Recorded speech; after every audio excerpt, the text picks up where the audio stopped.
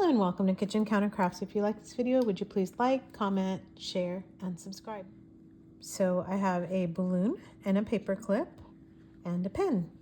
And what I want to demonstrate today is how to clean out a lever-filled pen. So one of the things that is really important to know is that these kind of seem like they're very, very delicate. They're not very, very delicate, although you do still have to be gentle with them. You don't want to be cranking a lever fill pen.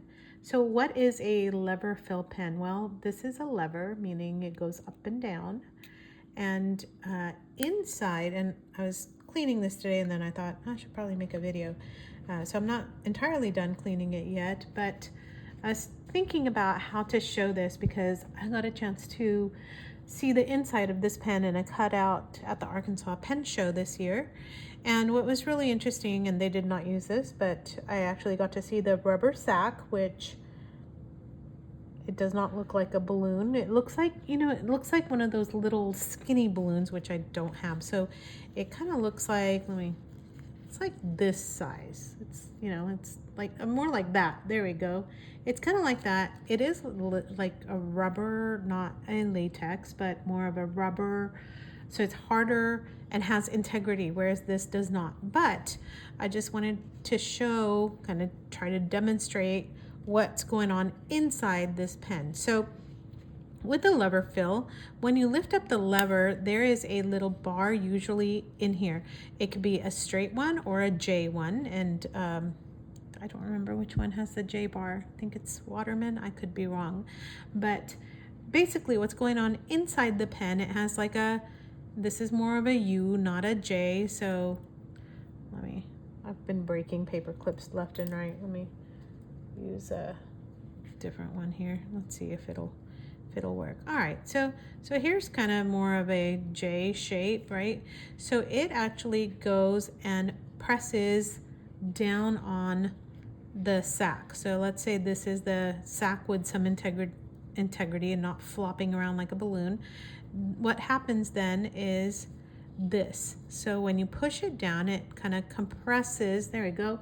It compresses the rubber sac, and then when you let it go, it opens up. Now hopefully you'll have this inside the bottle of ink, and basically you're squeezing it and then you're letting it go so that it can fill back up with air. I hope that demonstration showed a little bit of what's going on inside. You like as in a normal person cannot really take this whole thing apart. There is damage, like you can damage it, you can break it. Vintage pens are anywhere, this one is, gosh, from the 50s, so this is about 70-ish years old. I would not take this apart. I think there would be great damage that I would be doing. So I would just recommend getting, somebody to restore this. And I don't know why I don't have enough water. Let me grab some water. All right, so got some more water. Don't know why I just had kind of. All right, so I don't know if you can see on here. Oh, yeah, you can. All right, so I still have some Waterman black in here. It's recommended that you use Waterman or Parker or Sheaffer inks. Those are stable, they're easy to clean out. So that's really the recommendation. The other thing is you cannot get these squeaky clean because it would literally be trying to get ink out of this. So while you can get most of it out, and that's why you want to stick to like blacks and blues and just kind of basic colors and utilize it that way. So I'm going to just show you how I clean this. And what you want to do is put this into water, and you want to make sure you kind of immerse or submerge it, and then you can pull this and you're going to see, I'm going to do that again, you're going to see bubbles, hopefully.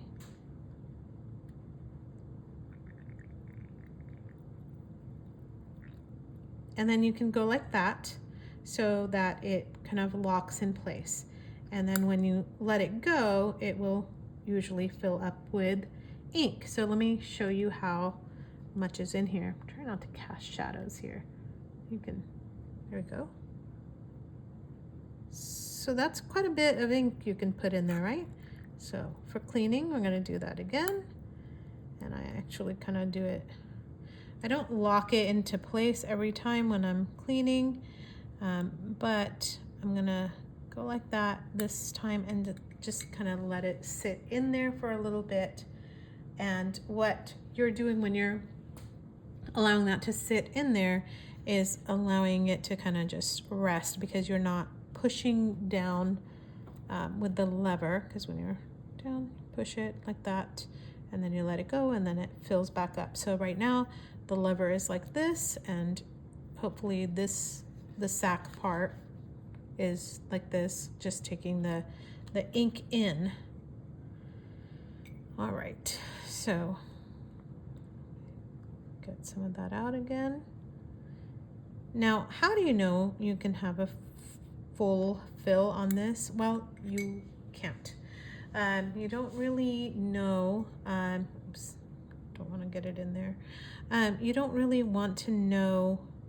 I mean, you don't want to know. You're not really going to be able to know.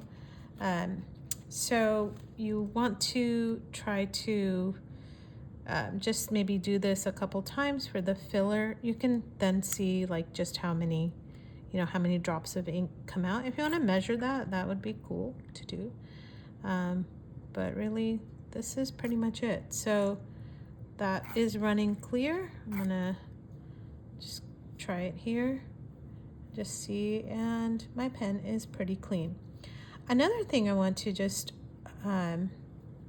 point out here, and by the way, this is my Sheaffer Carmine Red, Sheaffer Balance. And one of the things I also want to point out is that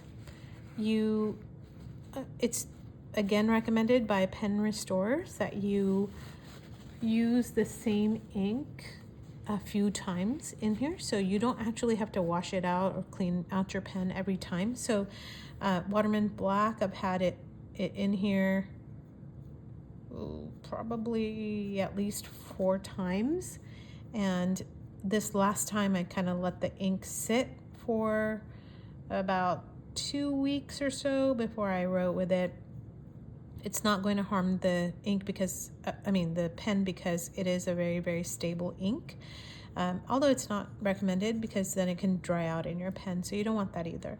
So that's one of the reasons why I decided to go ahead and clean it out and then hopefully not have any ink left in there. What I'm going to do now is just let it sit, with the nib down inside a cup, and you can already see there's still some more coming out, just kind of capillary action, bringing it out onto the damp paper towel. And I'm going to show you how to do that just real quick. So what I do is just leave my jar wet and kind of use the back of the pen to poke it in there.